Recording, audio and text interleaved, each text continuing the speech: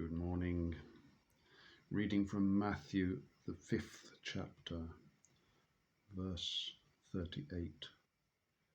Ye have heard that it hath been said, an eye for an eye, and a tooth for a tooth.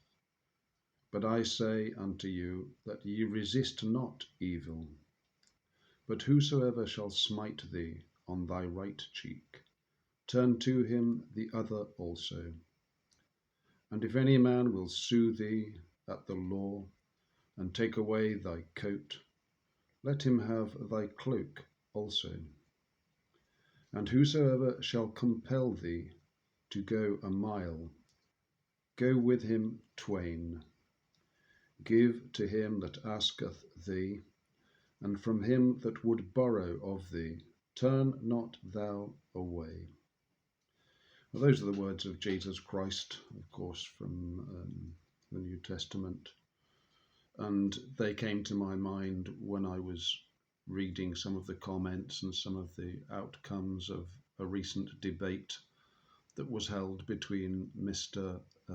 Odle and Mr. Locke. I think those are the names. I don't use the word pastor. I don't think there's any call for pastors in the modern world. I think there's one pastor, that's the Good Shepherd. And then there are men and women, more or less instructed in the Word of God. And sadly, in the church, very often we find those who are very little instructed if not in the Word, in the deeper meanings thereof. I didn't watch the debate between these two gentlemen. I think the outcome was a foregone conclusion. We know that we don't live on a spinning ball in all the big space propaganda and everything, apart from the fact that the Bible does not support such a view, and that, of course, is fundamental, nor do our senses and our rational inquiry, and nor does our skeptical inquiry when we look into the claims that are being made and how they are being made, and we find deception at every turn, and mocking indeed also.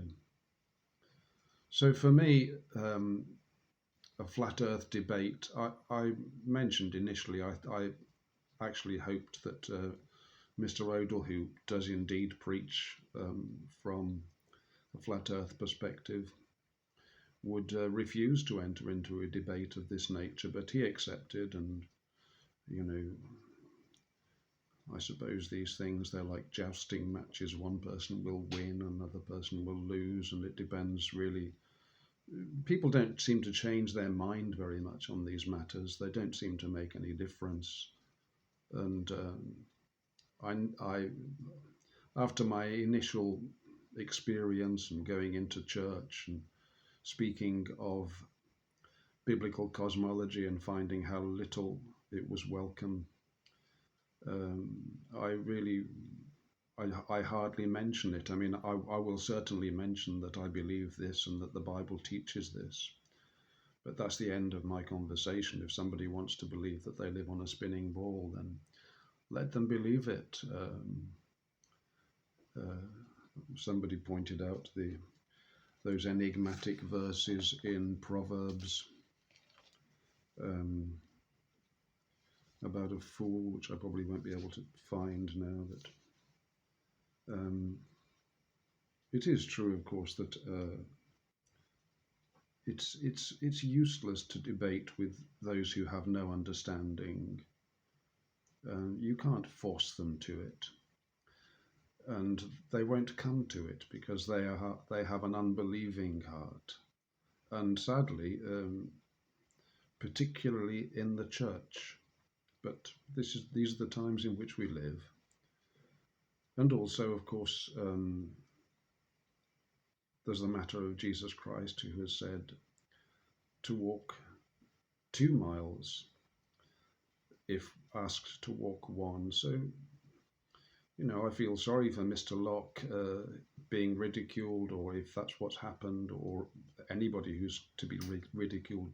Men should not be ridiculed. If it can possibly be avoided, they can ridicule themselves. And I'm not suggesting that Mr. Odle attempted to ridicule his sparring partner, but they're not godly debates.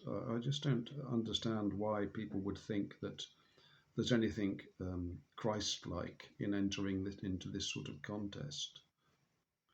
If somebody is going to be foolish enough to try to claim that um, we all live on a spinning ball and to argue it even from the Bible, then let them have at it. I don't see the point of engaging at all. We do see how critical this aspect is. This is a very important reveal, and it cannot really come out openly, can it? Until the world is changed in an instant. There must be